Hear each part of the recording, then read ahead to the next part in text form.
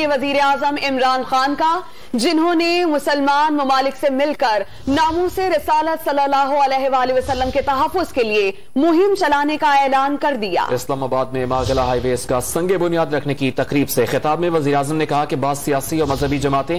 اسلام کا غلط استعمال کر رہی ہیں، اپنے ملک میں توڑ پھوڑ کرنے سے کسی کو فرق نہیں پڑے گا۔ وزیر اعظم عمران خان نے مسلمان ممالک سے مل کر ناموس رسالت کے تحفظ کے لیے مہم چلانے کا اعلان کر دیا۔ ہماری پولیٹیکل پارٹیز بھی، کئی دینی جماعتیں اسلام کو غلط استعمال کرتی ہیں اور ایسا استعمال کرتی ہیں کہ اپنے ملک کو نقصان پہنچا دیتی ہیں اور دوسروں کو تو کوئی فرق پڑتا نہیں ہے، لیکن اپنے لوگوں کو ہم اپنے ملک کو نقصان پہنچا دیتے ہیں۔ اس ملک کے اندر میں آپ کو واضح کر دوں کہ جو ہمارے لوگ ہیں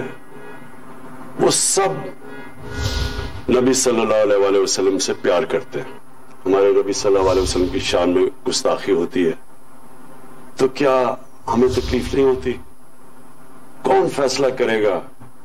کیا کسی کے دل کو چیر کے کسی نے دیکھا کہ کون زیادہ پیار کرتا ہے نبی سے اور کون کم کرتا ہے؟ تو یہ اس کو جب استعمال کرتے ہیں غلط طریقے سے، ہم کوئی اپنے دین کو فائدہ نہیں پہنچا رہے۔ ہم جس ملک میں جرم ہوتا ہے ان کو نقصان نہیں پہنچا رہے، ہم اپنے آپ کو نقصان پہنچاتے ہیں۔ یہ میں آج آپ کو یقین دلا دوں کہ میرا اپنی قوم سے وعدہ ہے، اپنے لوگوں سے، کہ کوئی بھی پاکستان کی تاریخ میں اگر اس کے لیے دنیا میں کیمپین چلائے گا، اور انشاءاللہ ایک وقت وہ آئے گا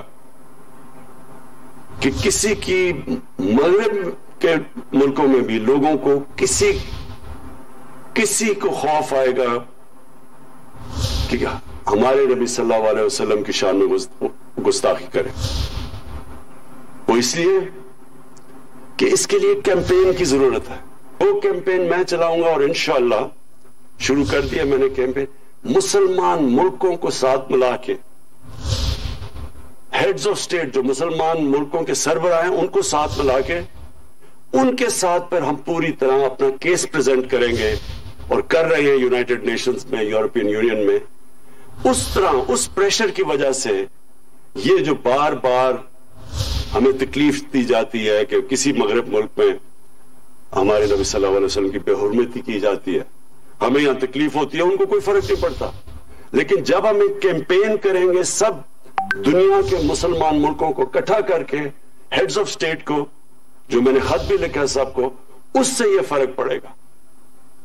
تب یہ جا کے تبدیلی آئے گی مغرب میں۔ وفاقی وزیر داخلہ